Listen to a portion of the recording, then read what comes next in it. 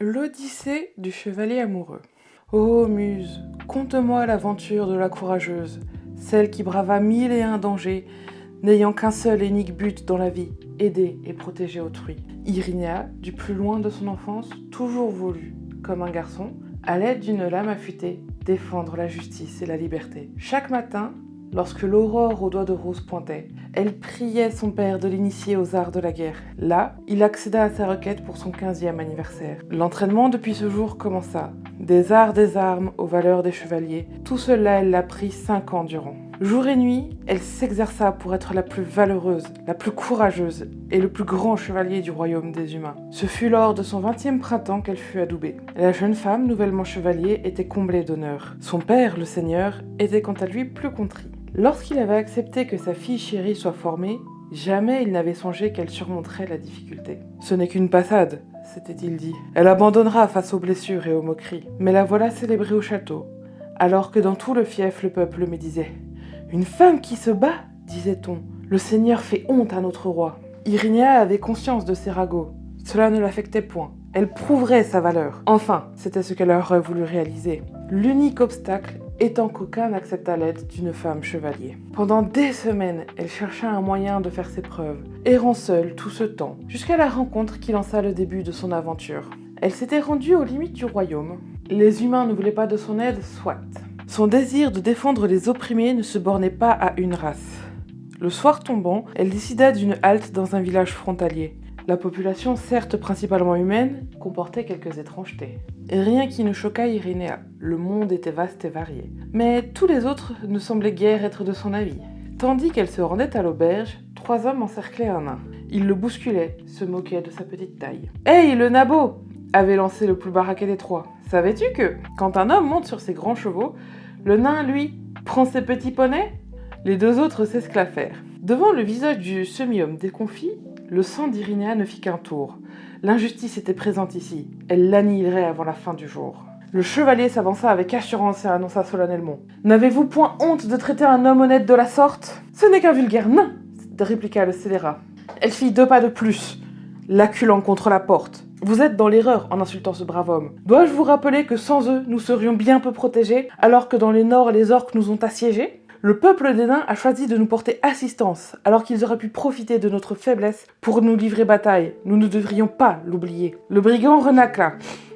Son mépris n'était guère ardu à deviner. Elle pouvait même lire dans ses pensées, anticiper ses prochaines paroles. Qu'est-ce qu'une femelle dans son genre faisait avec une armure et une épée ? Elle devrait plutôt retourner faire des mioches, tel était leur rôle. Un seul regard de la guerrière lui fit ravaler ses paroles.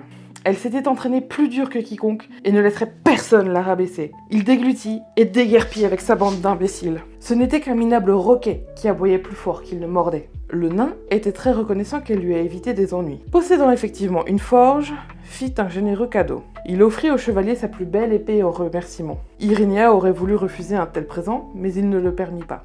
Depuis ce jour, tout changea pour la jeune femme.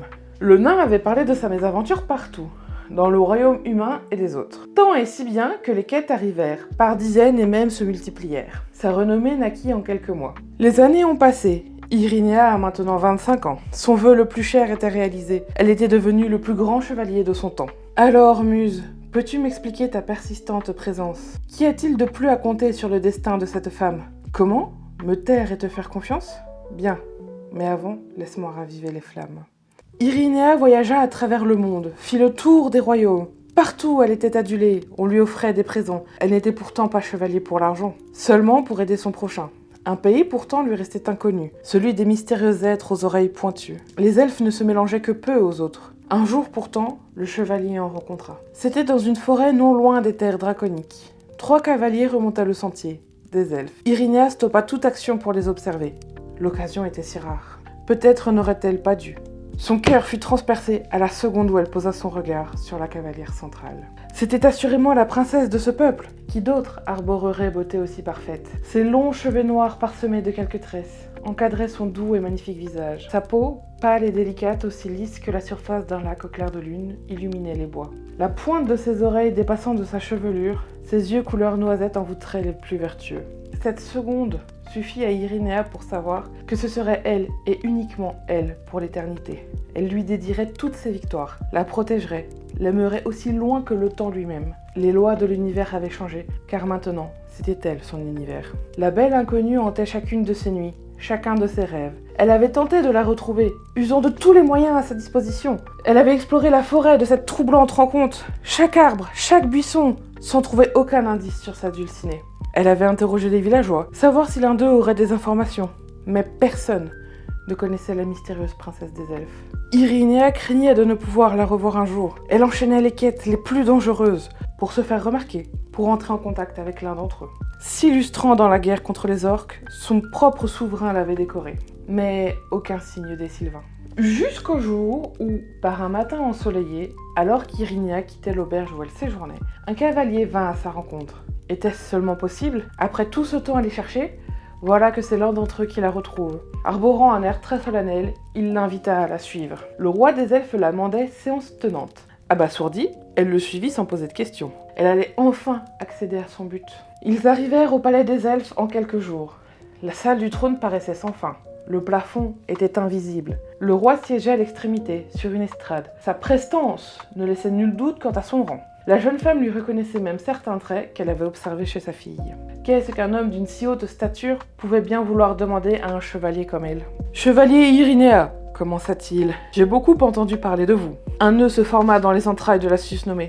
Elle voulait certes se faire remarquer, mais à n'en point douter, jamais être jetée dans la gueule du loup. « J'aurais une quête à vous confier, » annonça le suzerain.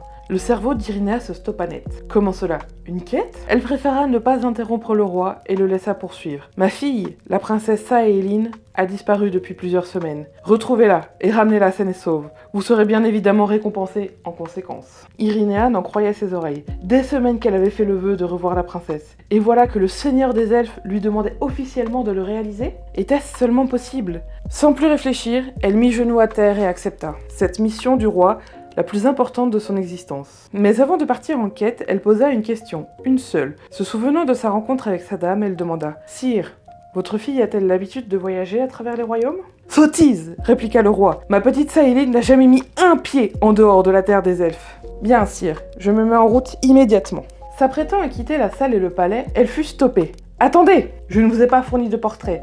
Comment retrouverez-vous ma fille sans ?»« Je le saurai, répondit-elle sans se retourner. Irinea fit le plein de provisions et galopa jusqu'au soir tombant. Elle savait parfaitement où commencer ses recherches, dans la forêt de leur rencontre. Le roi n'était pas au courant des déplacements de sa fille. Son instinct lui dictait que, si Saéline se trouvait proche des terres draconiques, ce n'était point en vain. Elle chevaucha sans repos, ne s'arrêtant que pour ménager sa monture. Elle arriva là où tout avait commencé.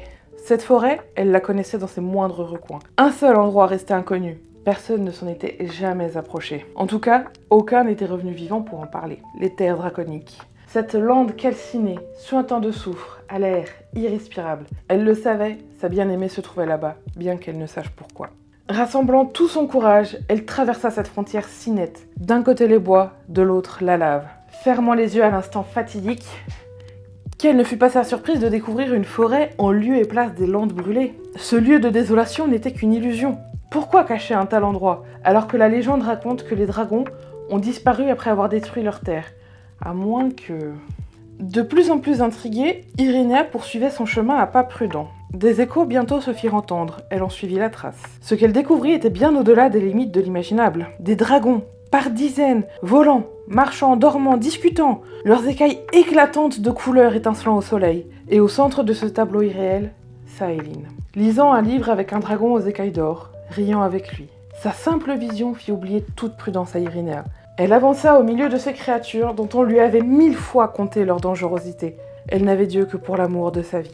Quand elle croisa vraiment son regard pour la première fois, le monde entier s'écroula. Son cœur cessa de battre. Elle savait, Saéline savait. Chacune savait que l'autre savait. Une évidence telle qu'il était inutile de la nommer. Et pourtant, l'amour avait frappé. L'elfe se releva lentement, subjuguée par sa vision. « Irinea !» s'exclama-t-elle. « Je ne pensais pas te revoir un jour. » Le chevalier se stoppa un instant. « De qui tiens-tu mon nom ? Nous ne nous sommes jamais parlé. » Les envoûtants yeux noisettes de la princesse s'illuminèrent. « Les dragons ont connaissance de tout ce qu'il se passe à travers le monde. » La guerrière les observa. Ils ne ressemblaient guère aux monstres assoiffés de sang qu'on lui avait dépeints. Bien au contraire. Leur calme était désarmant, et leurs yeux emplis de sagesse. Les dragons n'avaient jamais eu d'humeur belliqueuse. Cependant, les autres peuples voulant s'enrichir, en revendant écailles, griffes et autres parties de leur corps, répandirent la légende de leur barbarie, faisant d'eux les proies les plus pourchassées des royaumes.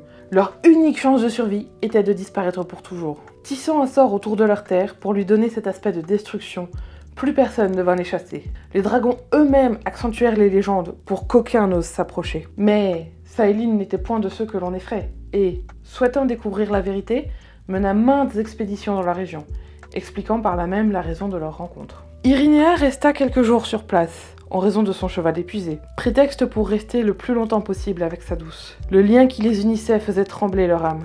Incapable de se séparer, incapable de s'éloigner. Pourtant, chacune avait conscience de la nécessité de rentrer. Il fallait ramener Sahéline à son foyer avant que le roi, son père, ne déclenche une guerre.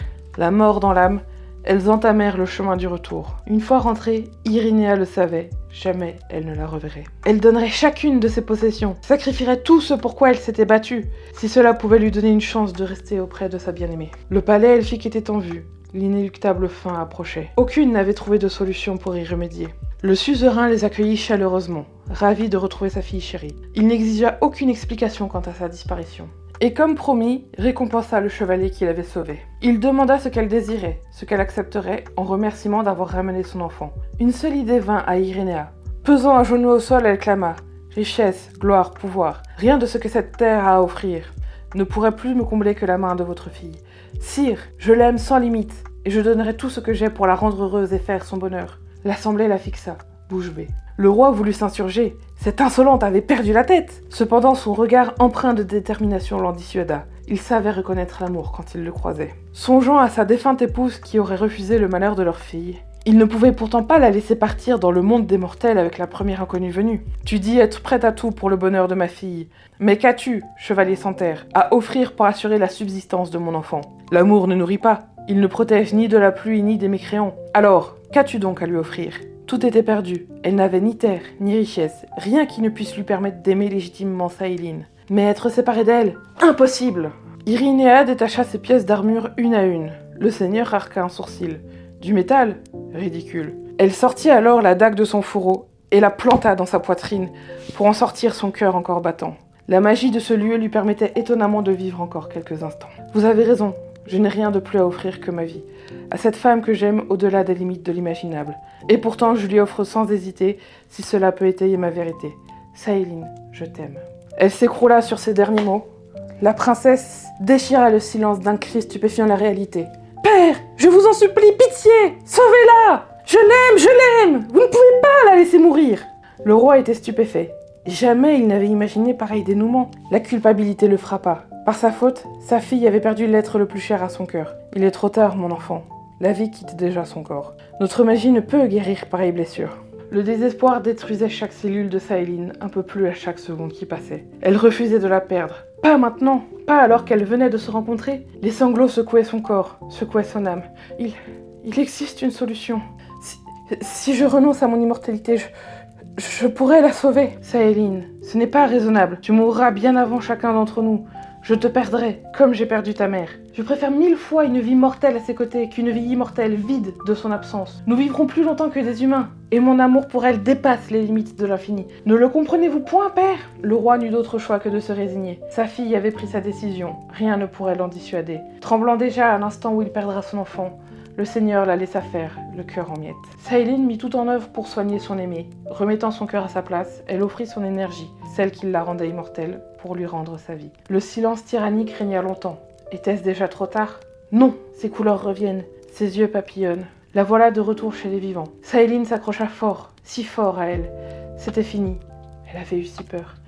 Ne recommence plus jamais ça, mon amour. Plus jamais je ne te quitterai, je te le promets. Cette promesse fut tenue. Encore maintenant, nous entendons la légende de ces deux femmes qui ne vivaient que pour l'autre, unies par des liens bien plus forts qu'il ne nous est possible d'imaginer. Muse, je comprends maintenant. Ton histoire ne compte pas la gloire ou la justice, mais bien l'amour, le véritable, celui qui transcende tout.